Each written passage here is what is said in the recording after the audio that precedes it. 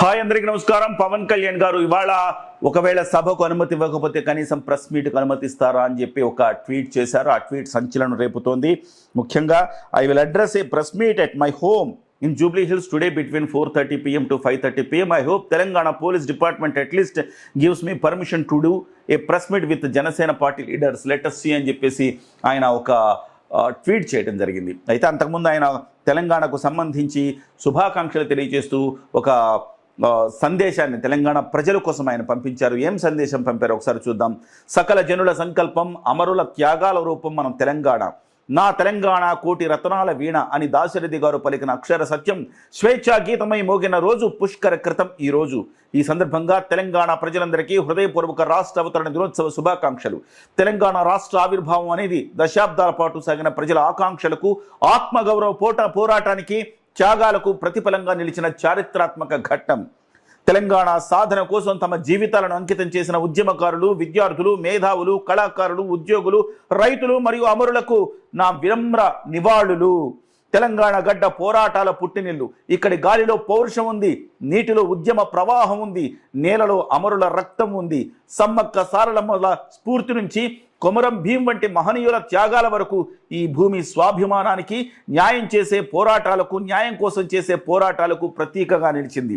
భాష, సంస్కృతి, సంప్రదాయాలు, జానపద కళలు, సాహిత్య సంపదతో భారతదేశ వైవిధ్యంలో తెలంగాణది ఒక విశిష్టమైన స్థానం. తెలంగాణ సమాజం ఎదుర్కొన్న ప్రధాన సమస్యల పట్ల నాకు ఎప్పటి నుంచో ప్రత్యేకమైన ఆవేదన, బాధ్యతాభావం ఉన్నాయి. ఫ్లోరోసిస్ బాధిత ప్రాంతాల పరిస్థితి, గిరిజనుల హక్కులు, రైతుల సమస్యలు, నిరుద్యోగ యువత ఆశలు, విద్య మరియు ఆరోగ్య రంగాల్లోని సవాళ్లు ఇవన్నీ రాజకీయ అంశాల కంటే ముందుగా మానవీయ అంశాలుగా నేను భావించాను. ప్రజల కష్టాలు ఏ ప్రాంతానివైనా అవి మనందరి బాధ్యత అనే నమ్మకం నాది. ఈరోజు తెలంగాణ దేశంలో ఐటీ, ఔషధ పరిశ్రమలు, వ్యవసాయం, పారిశ్రామిక అభివృద్ధి, స్టార్టప్ వ్యవస్థ, విద్యారంగాల్లో తన ప్రత్యేక ముద్రను వేసుకుంటోంది. అయితే అభివృద్ధి ఫలాలు చివరి వ్యక్తి వరకు చేరినప్పుడే ఆ అభివృద్ధి సంపూర్ణమవుతుంది. గ్రామీణ ప్రాంతాలు, గిరిజన తండాలు, వెనుకబడిన వర్గాలు, మహిళలు, యువత, చిన్న రైతులు కూడా సమాన అవకాశాలతో ముందుకు సాగే తెలంగాణ నిర్మాణమే మనందరి లక్ష్యంగా ఉండాలి.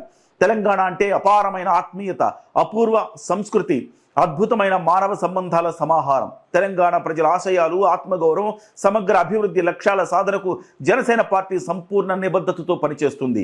12వ రాష్ట్ర అవతరణ దినోత్సవం సందర్భంగా తెలంగాణ మరింత ప్రగతి సాధించాలని, ప్రతి కుటుంబంలో సంతోషం నిండాలని, యువతకు విస్తృత అవకాశాలు లభించాలని, రైతు సంక్షేమం బలోపేతం కావాలని, మహిళలు మరియు సాధికారత పొందాలని, సామాజిక న్యాయం మరియు సమగ్రాభివృద్ధితో తెలంగాణ దేశానికి ఆదర్శంగా నిలవాలని మనస్ఫూర్తిగా ఆకాంక్షిస్తున్నాను. జై హింద్, జై తెలంగాణ అని చెప్పేసి పవన్ కళ్యాణ్ గారు చేసిన తెలంగాణ ప్రజలకు ఇచ్చిన సందేశం మనం చూడొచ్చు. తెలంగాణ ప్రజలకు సందేశం ఇస్తూ ఆయన ఒక మాట అన్నారు. ఇవాళ తెలంగాణ గడ్డ పోరాటాల పుట్టినిల్లు. ఇక్కడి గాలిలో పౌరుషం ఉంది, నీటిలో ఉద్యమ ప్రవాహం ఉంది, నేలలో అమరుల రక్తం ఉంది అని చెప్పేసి పవన్ కళ్యాణ్ గారు అన్నారు. ఇది తెలంగాణకు సంబంధించి పవన్ కళ్యాణ్ గారు ఇచ్చిన సందేశం. మరి పవన్ కళ్యాణ్ గారికి ఇవాళ సభకు అనుమతి లేదు అంటున్నారు. సభకు అనుమతి లేదు, కేవలం ప్రెస్ మీట్కైనా అనుమతిస్తారా అంటున్నారు. మరోవైపు 2000 మంది జన సైనికులు హైదరాబాద్ నడి రోడ్లలో తిరుగుతూ ఉన్నారు. మరి వీళ్ళందరూ కూడా ఏం చేయబోతున్నారు? కొంతమంది సోషల్ మాధ్యమాల్లో పెడుతున్నారు, ప్రెస్ మీట్కైనా మనం వెళదామా అని ఒక సందేశాన్ని ఇస్తూ ఉన్నారు. మరి నిజంగా ప్రెస్ మీట్కి ఇంతమంది వస్తే ప్రెస్ మీట్ జరిగే అవకాశం ఉందా? అసలు హైదరాబాద్ రోడ్లు ఏమైపోతాయి? ముఖ్యంగా మాదాపూరు, జూబ్లీ హిల్స్లో ఎలాంటి పరిస్థితి ఏర్పడుతుంది? ట్రాఫిక్ స్తంభించే అవకాశం ఉంది. మరి ఏం జరుగుతుంది? ముఖ్యంగా అణిచేస్తే అణిగిపోయే రకాలు కాదు తెలంగాణ జన సైనికులు. అసలు తెలంగాణ పోరాటంలోనే ఆ స్ఫూర్తి ఉంది. ఎంత అణిచేస్తే అంత పైకొచ్చే స్ఫూర్తి ఉంది.